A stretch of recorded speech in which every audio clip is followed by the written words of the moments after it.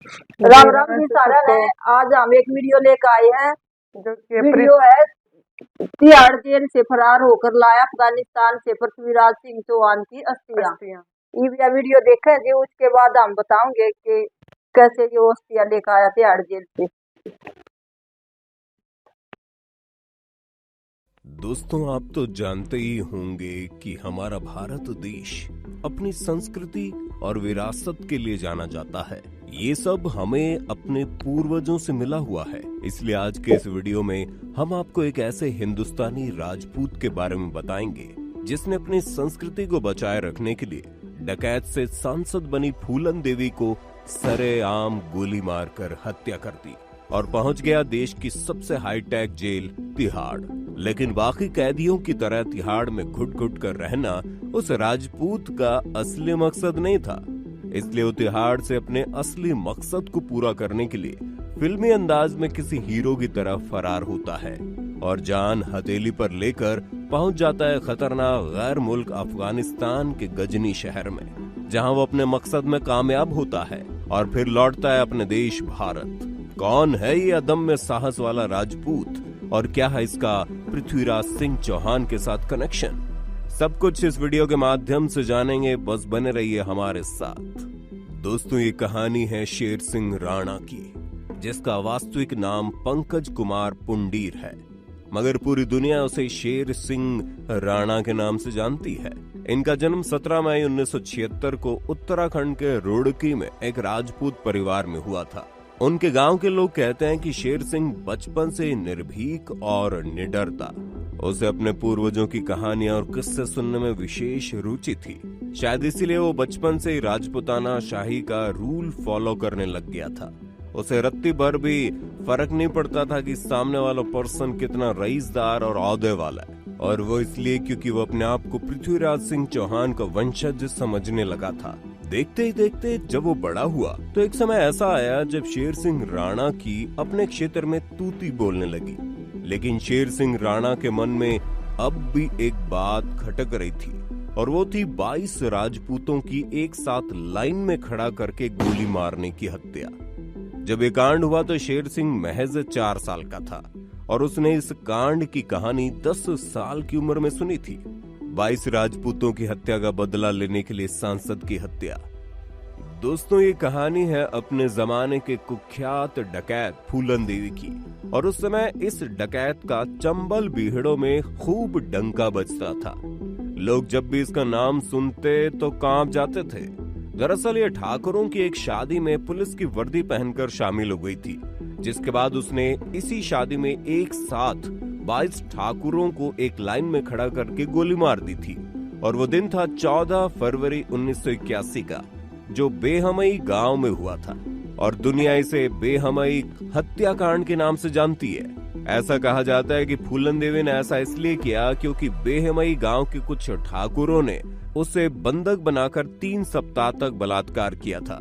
हालांकि इस high profile हत्याकांड के बाद डाकू फूलन देवी को आत्मसमर्पण करना पड़ा था। कहा जाता है इस हत्याकांड के बाद मध्य प्रदेश सरकार पर बहुत दबाव बना था, जिसके बाद सरकार ने फूलन पर एनकाउंटर करने तक के आदेश दे दिए थे। इधर फूलन भी होशियार थी, उसने आत्मसमर्पण का रास्ता चुना और सरकार से एक पत्र के जरिए किसी भरी सभा में आत्मसमर्पण करने की बात कही, और उसने समर्पण कर भी दिया, और वो लगभग 11 साल जेल में सलाखों के पीछे रही। इसके बाद जब वो बाहर आई तो उसने सबसे पहले कदम राजनीति में रखा, और वो यहाँ भी सफल रही। वो सांसद भी बनी और दिल्ली के संसद तक पहुंच गई। पर उसे क्या मालूम था कि जो राजपुताना बच्चा उस वक्त 4 साल का था, अब वो ये कहानी सुनकर जवान हो गया है। उसकी रगों में दौड़ता खून उबाले मार रहा है। बस यहीं से शुरू होती है शेर सिंह की कहानी। शेर सिंह ने 25 जुलाई 2001 को दिल्ली स्थित सरकारी आवास के सामने गोलियों से भूनकर फूलन देवी की हत्या कर दी।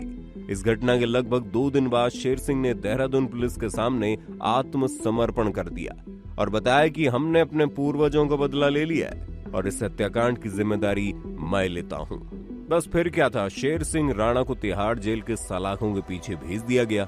फिल्मी अंदाज में तिहाड़ जेल से फरार। तिहाड़ जेल में करीब 3 साल रहने के बाद राणा ने कहा था कि तिहाड़ की सलाखें उसे ज्यादा दिन तक रोक नहीं पाएंगी। और हुआ भी ऐसा ही। समय ने करवट बदली और लगभग 3 साल बाद 17 फरवरी 2004 को राणा जेल से फिल्मी अंदाज में फरार हो गया। अब हाईटेक और सुरक्षित जेल से किसी कैदी का सुरक्षित फरार होना अपने आप में उन दिनों बहुत बड़ी बात थी। इसलिए राणा एकाएक फिर एक भारतीय मीडिया में छा गया। दरअसल उस दिन उत्तराखंड पुलिस की वर्दी में 3 अज्ञात लोग तिहाड़ जेल पहुंचे थे। उन्होंने तिहाड़ के अधिकारियों से कहा कि वो एक केस के सिलसिले में हरिद्वार की एक अदालत में पेशी के लिए शेर सिंह राणा को लेने आए हैं। वो अपने साथ हथकड़ी और अदालत में राणा की पेशी के फर्जी कागजात भी लाए थे। इसके बाद तिहाड़ के अधिकारियों ने कागज देखे और फौरन राणा को उसके बैरक से निकालकर उन फर्जी पुलिस वालों के हाथों सौंप दिया। और दोस्तों, ये फर्जी पुलिस वाले कोई और नहीं बल्कि शेर सिंह के दोस्त थे। बस फिर क्या था, तिहाड़ का एक एक दरवाजा खुलता गया और शेर सिंह राणा वहां से फिल्मी अंदाज में रफू चक्कर हो गया। इसके बाद अब कहानी स्टार्ट होती है शेर सिंह राणा के असली मकसद की। गजनी से लाया पृथ्वीराज चौहान की अस्थियां। जैसा ही हम सब जानते हैं कि भारत की धरती ने बहुत से वीर योद्धाओं को जन्म दिया है, वैसे ही धरती माँ के एक वीर सपूत योद्धा थे पृथ्वीराज सिंह चौहान, जो कि हिंदुस्तान के आखिरी हिंदू सम्राट थे। आपको बता दें, कंधार विमान हाईजैक मामले में तब के तत्कालीन विदेश मंत्री जसवंत सिंह उन दिनों अफगानिस्तान गए थे। तो उस समय उन्हें गजनी में पृथ्वीराज की समाधि होने की जानकारी खुद तालिबानी सरकार के अधिकारियों ने दी थी। पृथ्वीराज चौहान की समाधि अफगानिस्तान में थी और मोहम्मद गौरी के कब्र के द्वार के जस्ट सामने ही मौजूद थी।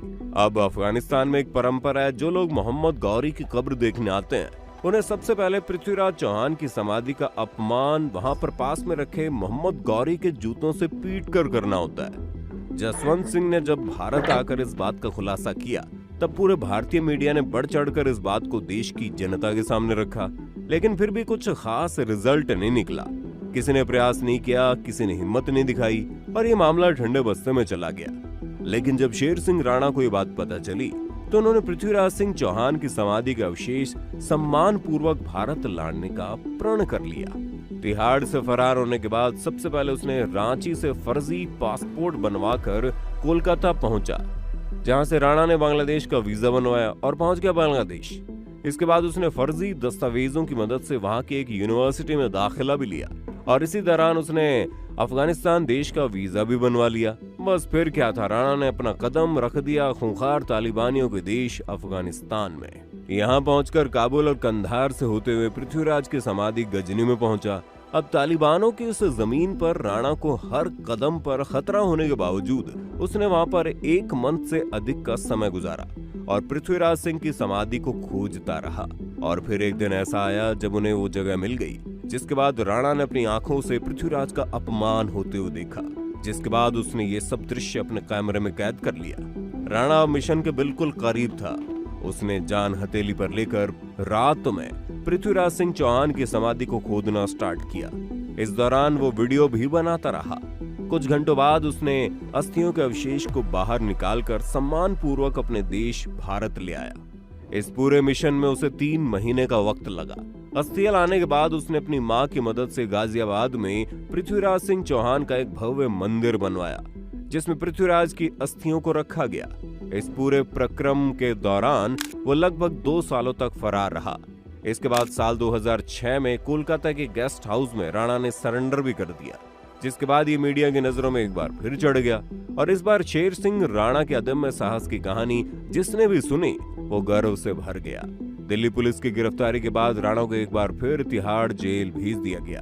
अब इतना सब कुछ होने के बाद अब आप सोच रहे होंगे शेर सिंह का क्या हुआ, तो आपको बता दें, फूलन देवी मर्डर केस में राणा को दोषी मानते हुए कोर्ट ने 14 अगस्त 2014 को उम्र कैद और 1 लाख जुर्माने की सजा सुनाई। लेकिन बाद में सम्राट पृथ्वीराज चौहान की अस्थियों को जान जोखिम में डालकर भारत लाने के बाद उसकी देश में अलग ही छवि बन गई थी और उसे एक हत्या के आरोपी के रूप में न देखकर एक अच्छा व्यक्ति समझा जाने लगा, जिसके बाद फिर मामला दिल्ली हाईकोर्ट में पहुंचा और शेर सिंह राणा को अंतरिम जमानत दे दी गई। तो दोस्तों, ये कहानी थी एक ऐसे राजपूत की जिसने अपने अदम्य साहस के दम पर एक अपराधी होते हुए भी अपना डंका पूरी दुनिया में बजवा दिया।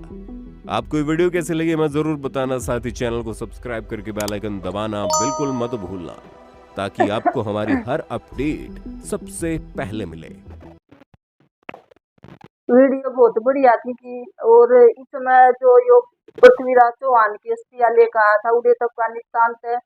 ये जो राणा था, और इसके साहस का जो के बारे में बताई थी। और फिर इसने जुकर उसकी उस वह मारी थी, फूलन देवी की हत्या करी थी। तो उसने किस तरह फूलन देवी की हत्या करी और फिर किस तरह यो जेल में गया उधे, तो फिर उसके दोस्त आए उन्हें फिर जो वो फर्जी कागज बनवा कर ने फिर इसको वहां से ले गए पूरे मतलब तिहाड़ जेल से फिर जो फरार हो गया। और फिर उसके बाद यो अपना जो इसका मिशन था कि पृथ्वीराज चौहान की अस्थियां लेके आनी है भारत में। हाँ वो लेकर आनी, क्योंकि वहाँ उड़ जावा थे तो उसकी जुत्ता से पिटाई करी जाती। हाँ तो यो अपमान फिर उसने सहन नहीं हुआ। फिर ये वहाँ अस्थियां इसकी लेके आया और फिर इसने पृथ्वीराज चौहान के लिए मतलब कि एक मंदिर वगैरह बनवाया और वहां पर इसकी अस्थियों को रखा गया। तो वीडियो कैसी लगी, वीडियो को लाइक करना, शेयर करना और कमेंट करके जरूर बताना वीडियो कैसी लगी। जिसने अभी तक हमारे चैनल को सब्सक्राइब नहीं किया है वो भी जल्दी जाकर सब्सक्राइब कर लो। ओरिजिनल वीडियो का लिंक मिल जाएगा डिस्क्रिप्शन में। मिलते हैं इसी साथ नेक्स्ट वीडियो में, तब तक के लिए बाय बाय बाय।